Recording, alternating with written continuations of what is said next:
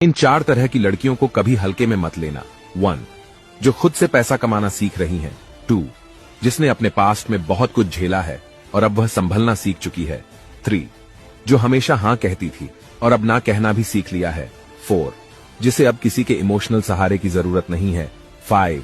ऐसी लड़की अगर आपके संपर्क में है तो उसे परेशान मत करना। ऑलरेडी वो बहुत कुछ झेलती आई है और अब संभल कर जीना शुरू कर रही है, तो उसका सपोर्ट करना। अगर ना कर पाना तो दूर रहना, परेशान मत करना।